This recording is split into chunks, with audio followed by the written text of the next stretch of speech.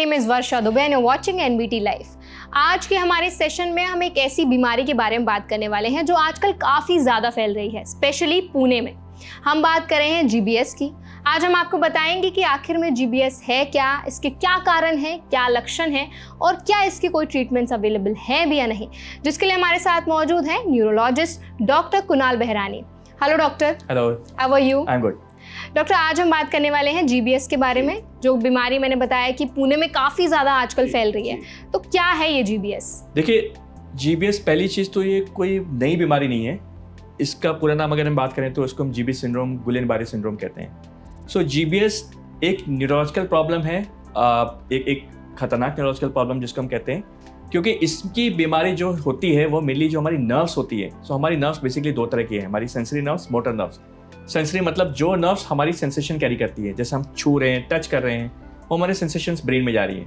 Motor nerves का function होता है कि हम जब वॉक करते हैं, हम कुछ चीज़ होल्ड करते हैं, हमारी जो मसल स्ट्रेंथ है वो हमारा कंट्रोल करती है हमारी मोटर नर्व्स।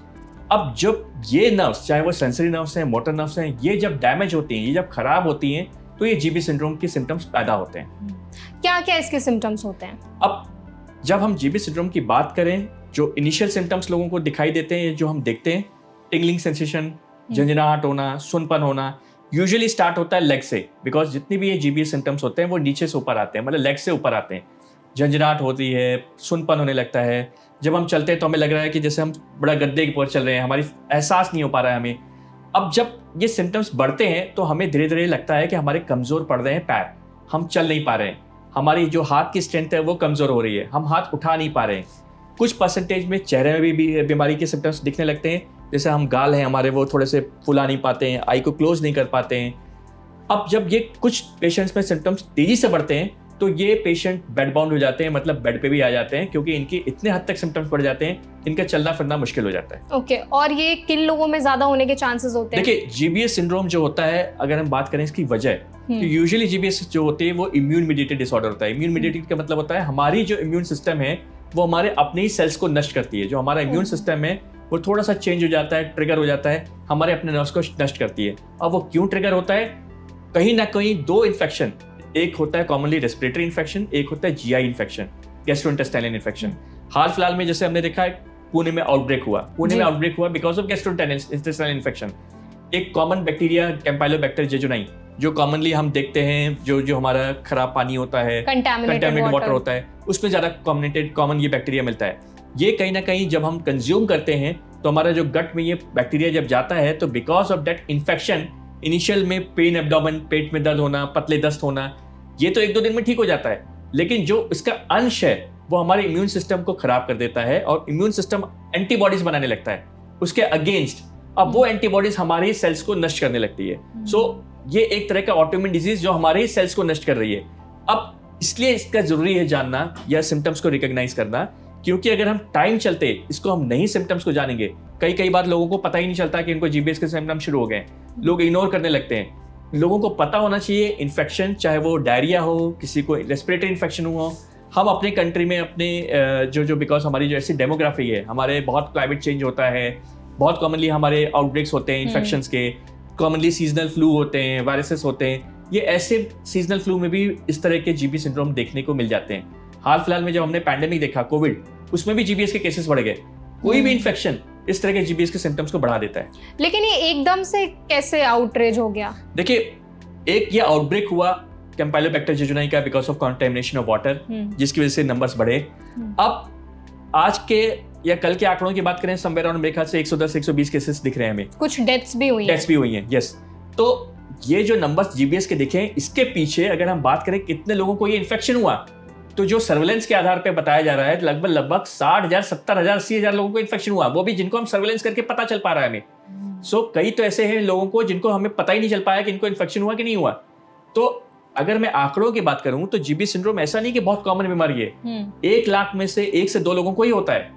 लेकिन जब भी आउटब्रेक होता है, जब भी कोई इन्फेक्शन का आउटब्रेक होता है, तो नंबर्स हमेशा बढ़ जाते हैं, क्योंकि वो आउटब्रेक बहुत से लोगों में स्प्रेड हो जाता है। अब जैसे डेंगू हुआ या कभी हमने कोविड देखा, ऐसे में कई बार आउटब्रेक जब होता है तो बहुत लोगों में होता है।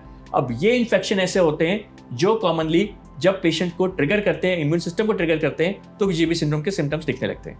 क्या इसके ट्रीटमेंट्स अवेलेबल हैं? देखिए आज के डेट में अगर हम ट्रीटमेंट की बात करें जीबीएस सिंड्रोम की, दो कॉमनली हम ट्रीटमेंट एडवाइस करते हैं। एक होता है इम्यूनोग्लोबुलिन IVIG, ये एक दवाई होती है, महंगी दवाई है, लेकिन इसका जो कोर्स होता है 5 डेज का हम दवाई देते हैं। हर दिन हम डिवाइड करते हैं डोज को, 5 दिन में हम इस दवाई को कंप्लीट करते हैं।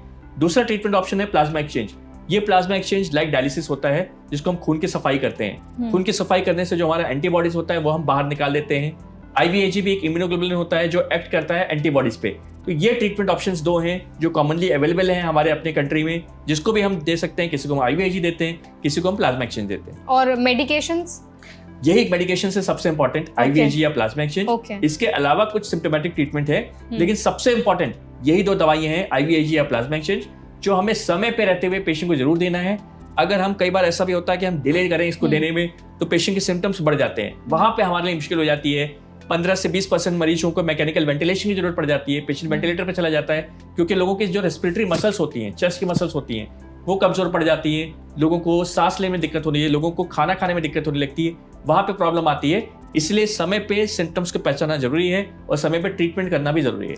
जैसे मैंने बताया कि कुछ लोगों की डेथ्स भी हुई है, तो क्या बहुत ज्यादा सीरियस बीमारी है ये? देखिए डेथ्स की रीजन अगर हम जीबीएस सिंड्रोम में कहें तो दो कॉमन वजह होती है।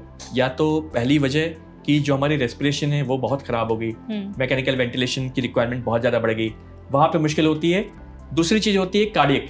कई बार क्या होता है, कुछ मरीजों में 15 से 20% में हम देखते हैं कि जो कार्डियक की एक्टिविटी होती है, हार्ट रेट, वो लोगों में बहुत बढ़ जाती है, बहुत कम हो जाती है। ये इसको हम लोग ऑटोनोमिक वेरिएबिलिटी कहते हैं। ये ऑटोनोमिक वेरिएबिलिटी अगेन कॉमन होती है यंग एज में, बिकॉज जीबीएस अगर हम बात करें किन में ज्यादा होता है तो यंग एज मतलब 5 से 15 के एज के बीच में, या फिर एल्डरलीज 50 से ऊपर।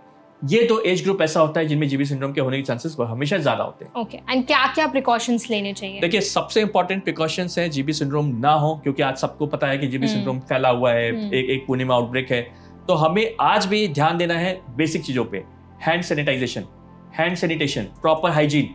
हम जब भी कुछ खाएं हमें प्रॉपर हैंड वॉश करना है, हैंड सैनिटेशन का यूज करना है। कोई भी चीज खा रहे हैं उसको प्रॉपर हमें धो के खाना है।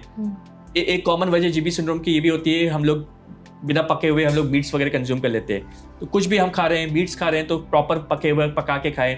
तो ये कॉमन चीजें हैं, कॉमन मेजर्स हैं, हैंड सैनिटेशन, कुकिंग चीजें, मतलब ये ऐसी चीजें हैं। और अपनी फिजिकल एक्टिविटी से बहुत ध्यान दें। बहुत सी ऐसी नॉर्मल बेसिक चीजें हैं जिसको अगर हम ध्यान रखें तो एक ये बड़ी बीमारी जिसको हम आज सुन रहे हैं जीबीएस सिंड्रोम, इस बड़ी बीमारी से बच सकते हैं। और इंपॉर्टेंट, कभी भी किसी को रेस्पिरेटरी इन्फेक्शन हो, डायरिया हो, और उसके बाद उन्होंने ट्रीटमेंट लिया, बाद में अगर किसी को इस तरह के सिम्टम्स आते हैं तो प्लीज उसको इग्नोर ना करें, तुरंत एक न्यूरोलॉजिस्ट से मिले। हो सकता है ये जीबीएस सिंड्रोम की दस्तक हो। बिल्कुल। Thank you so much doctor, आज आपने हमें और हमारी ऑडियंस को जीबीएस के बारे में इतनी इंपॉर्टेंट जानकारी दी, उसके लिए आपके बहुत बहुत धन्यवाद। Thank you. Thank you. I hope आज के सेशन में आपको जीबीएस के बारे में जो इन्फॉर्मेशन हमारे डॉक्टर ने शेयर की आपको हेल्पफुल लगी होगी। अगर आज का वीडियो आपको पसंद आया हो तो वीडियो को लाइक करें, ज़्यादा से ज़्यादा शेयर करें, और ऐसी और भी वीडियोस देखने के लिए हमारे चैनल NBT लाइव को सब्सक्राइब करना ना भूलें।